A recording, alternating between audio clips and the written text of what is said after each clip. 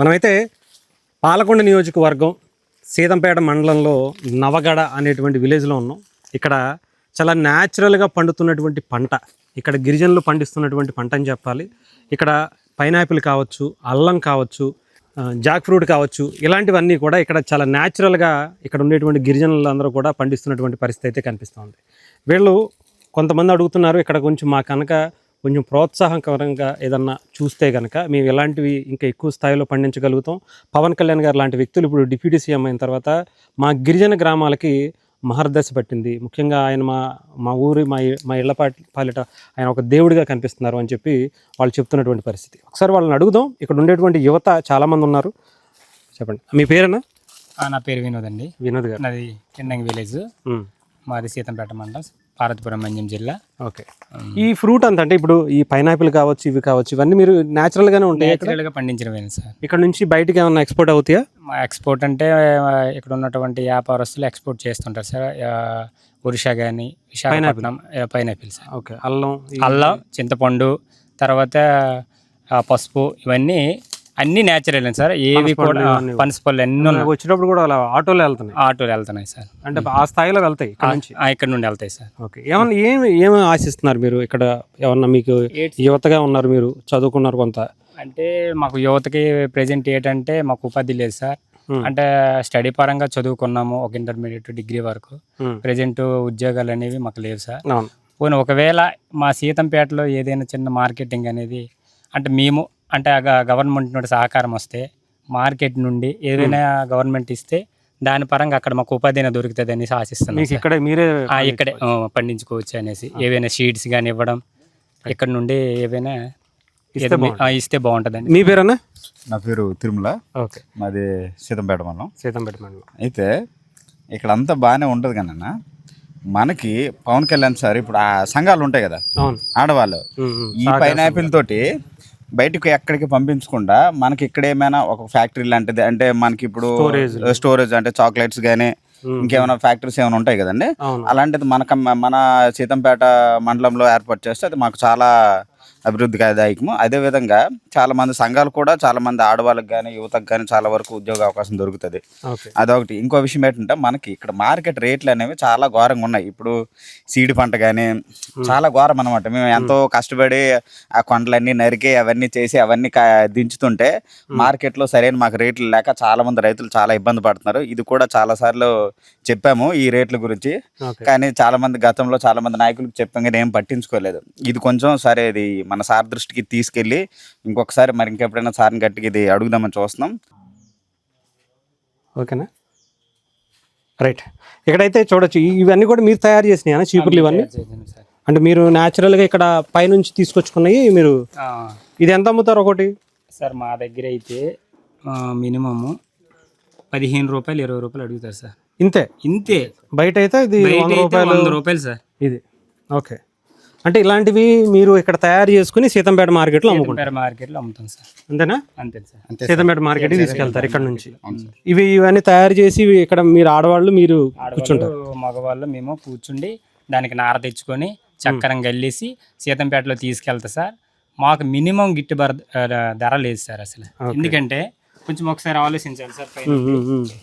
కష్టపడి ఈ కట్ట మినిమం 100 రూపాయలు వాళ్ళకైతే మినిమం 20-30 రూపాయలు అడగడానికి కూడా వాళ్ళు మాకు అవకాశం కూడా ఇవ్వరు సార్. ఓకే. అంటే ఇలాంటివి కనుక అంటే చీపుర్లు కావచ్చు, ఇంకా జాక్ ఫ్రూట్ అంటే పనసకాయ చెట్లు కావచ్చు, ఇవన్నీ కూడా వాళ్ళు చాలా వరకు ఇది ఒక రకం అనమాట. ఇలా 2-3 రకాల చీపుర్లు మనకి హైదరాబాద్ కావచ్చు, విజయవాడ కావచ్చు, సిటీస్కి వెళ్ళేటప్పుడు వైజాగ్ కానీ ఈ 100-120 రూపాయలు ఇంకా అంతకు మించి కూడా వెళ్ళిపోయేటువంటి పరిస్థితి అయితే ఉంది. సో వీళ్ళకి అంటే ఏమీ లేకుండా, ఏమి పంట ఇక్కడ సీడేం వేయకుండానే ఈ స్థాయిలో పండిస్తుంటే అవకాశాలు ఇస్తే కనుక వీళ్ళు ఇంకా ఎక్కువ స్థాయిలో పండించేటువంటి అవకాశాలు కూడా చాలా అవకాశం ఉంటుంది వీళ్ళకి.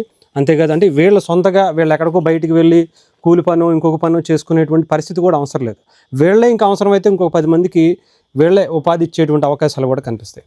సో కళ్యాణ్ గారు కావచ్చు, పవన్ కళ్యాణ్ గారు కావచ్చు, రాష్ట్ర ప్రభుత్వం కావచ్చు, కొంచెం దృష్టి పెట్టి ఇంత ఇక్కడ గిరిజనుల యువతకి ఒక అవకాశం కనిపిస్తే చాలా మంచి ఫలితాలు అయితే వచ్చేటువంటి పరిస్థితులు అయితే కనిపిస్తున్నాయి. ఎందుకంటే వీళ్ళు చేసేదాన్ని కొంచెం ఎక్కువ స్థాయిలో పెంచుకుంటే వీళ్ళకి రాష్ట్ర ప్రభుత్వానికి కూడా మనకి ఆదాయ వనరులుగా కూడా దీన్ని చూసుకునేటువంటి పరిస్థితి అయితే ఉంటుంది.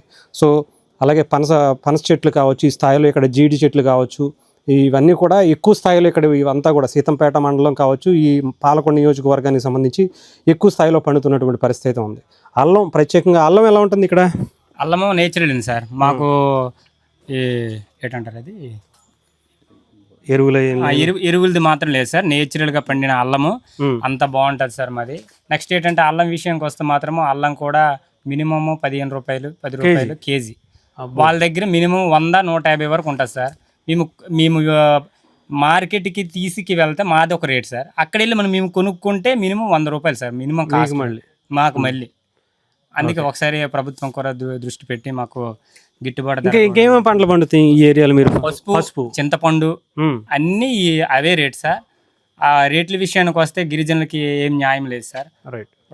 మీనంటే వాళ్ళు కొంచెము ప్రభుత్వానికి కొంచెము తెలియపరిచి మాకు న్యాయం చేస్తారని పవన్ కళ్యాణ్ గారు, ఎందుకంటే ఆయన గ్రామాలకి రోడ్లు కావచ్చు ఇవన్నీ కూడా గిరిజన గ్రామాలకి ప్రత్యేకంగా ఆయన దృష్టి పెడుతున్నారు కాబట్టి అరకు, పాడేరు మొత్తం ఉన్న అక్కడ ఉన్నటువంటి ఇవి విశాఖ జిల్లాకి మొత్తము ఆయన ఆదుకున్నారు కాబట్టి మా సీతంపేట జిల్లాకి మండలానికి కూడా వచ్చి మమ్మల్ని ఆదుకొని మా యువతకి ప్రతి ఒక్కరికి ఏదో ఒక ఉపాధి కల్పిస్తారని ఆయనకి చేతులెత్తి జోడించి నమస్కరిస్తున్నాను. మీ పేరు అంటే మీరు ఇందాక మాట్లాడారు, మీరు ఈవెన్ పవన్ కళ్యాణ్ గారు అంటే బాగా ఇష్టపడతారు. మీ ఇంటి దగ్గర జెండా కూడా చూసాను, జనసేన. చాలా ఇష్టం సార్ మాకు. ఇప్పుడు కాదు సార్, అతను హీరోగా ఉన్నప్పటి నుంచే మాకు అతను ఫేవరెట్ సార్. ఇప్పుడు అంతే మరీ చాలా ఇష్టం సార్. ఆయన చేసిన అభివృద్ధులు కానీ, ఆయన చేసిన పనులు కానీ, ఆయన తీసుకున్న శాఖ కానీ. పిలుస్తారు ఇక్కడికి పాలకొండ? ఖచ్చితంగా మాకు పాలకొండ నియోజకవర్గంలో మా సీతంపేట మండలంకి పవన్ కళ్యాణ్ గారు రావాలని మాకు కోరుతున్నాం. Right, thank you. ఎందుకు అంటే ఆయన వస్తే కనుక ఇలాంటివన్నీ బయట ప్రపంచానికి తెలిస్తే కనుక వీళ్ళకి బాధలు ఆయన వచ్చి చూసి మమ్మల్ని ఆదుకుంటారని మరి ఆయన రావాలని ఆ దేవుడికి ప్రార్థిస్తున్నాం సార్. తప్పకుండా మీనంటూ వాళ్ళు ఆయన వరకు వెళ్ళినంత వరకు మీరు ఈ వీడియో అక్కడ షేర్ చేసి మా గిరిజనులకి ఆదుకుంటారని, మా కష్టాలని బాధల్ని తెలుసుకుని మాకు ఇంకా ముందుకు నడపాలని, గిరిజనులకు ఆదుకుంటారని నమస్కరించి ఆయనకి కృతజ్ఞతలు తీరుతున్నాం. ఇదనమాట. అంటే ఇక్కడ ఉండేటువంటి యువత అందరూ కూడా పవన్ కళ్యాణ్ గారు లాంటి వ్యక్తి ఇన్ని సంవత్సరాల తర్వాత వాళ్ళ అదృష్టంగా భావిస్తున్నారు వాళ్ళందరూ కూడా. ఆయన రావటం, ఆయన డిప్యూటీ సీఎంగా పంచాయతీరాజ్ శాఖ మంత్రి అవ్వటం, ఆయన లాంటి వ్యక్తి కనుక చేస్తే చాలా అద్భుతంగా ఉంటుంది, ఆయన మాత్రమే చేయగలుగుతారు అనేటువంటిది కూడా వాళ్ళు నమ్ముతున్నారు.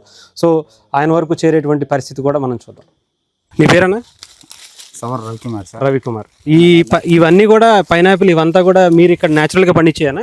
నేచురల్ అండి సార్. మాకు ఇటువంటి ఇందులోన మాకు ఒక యూరియా కానీ, డిఎఫ్ కానీ ఇటువంటి ఎరువులు లేకుండా సహజంగా పండిస్తున్నాం సార్. ఓకే. కానీ మాకు ఇదే కాదు సార్, ఇంకా చాలా దూరం ఉంది సార్. మా కొండల నుంచి కింద దించాలి సార్. మాకు అక్కడ నుంచి ఇక్కడ నుంచి మళ్ళీ సీతంపేట సంతలోన ఒక ఆటో లేకపోతే పికప్ పెట్టుకొని తీసుకెళ్ళాలి సార్. దీనికి మాకు కనీసం గిట్టుబాటు ధర లేదు సార్. అందుకే తీసుకెళ్లేసరికి 5 రూపాయలు 6 రూపాయలు కాయలు అడుగుతున్నారు సార్. కనీసం మ్యాక్సిమం ఇప్పుడంటే రోడ్లు అవి కూడా ఇప్పుడు పవన్ కళ్యాణ్ గారు మీరు ఇందాక చెప్పారు రోడ్లు అవి కూడా వచ్చాయని చెప్పి, ఇప్పుడు కొంచెం ట్రాన్స్పోర్ట్ అది కూడా ఈజీ అవుతుందా? ఈజీ అవుతుంది సార్. కాకపోతే అక్కడ మద్దతు దాదా మీరు ఎంత రేట్ అనుకుంటున్నారు అంత దొరకట్లా, గిట్టుబాటు ధరలు మాకు లేవు సార్. కనీసం కొద్దిగా గవర్నమెంట్ వారు సహకరిస్తే మాకు దగ్గరలో ఒక ఫ్యాక్టరీ కానీ లేకపోతే ఏదో స్టోరేజ్ కానీ పెడితే పెంచుకోవడానికి సీడ్స్ కానీ ఇంకా ఫ్రీగా ఇచ్చి గవర్నమెంట్ వాళ్ళు కొద్దిగా పెడితే మాకు కొద్దిగా మంచిది. ఇవి మీరు అక్కడ కావాలని సీడ్ వేసినాయి ఆటోమేటిక్ వచ్చినాయి అని ఇవన్నీ కూడా? ఇది మేము సీడ్ వేసుకోలేదు సార్. అంతే మేము అప్పుడు అంతే ఇవి మేము ఇక్కడే ఉన్నాయి సార్ కొన్ని. ఇవి కాకుండా కేరళ అవి అంటారు సార్, అవి ఇచ్చారు కానీ మేము ఇక్కడ వేయలేదు సార్. ఇది నేచురల్ గానే వచ్చింది సార్. ఇది ఇంకా మీరు అవకాశం ఇస్తే సీడ్ అంతా కూడా ఇస్తే మీరు ఇంకా ఎక్కువ పండించుకోవచ్చు సార్.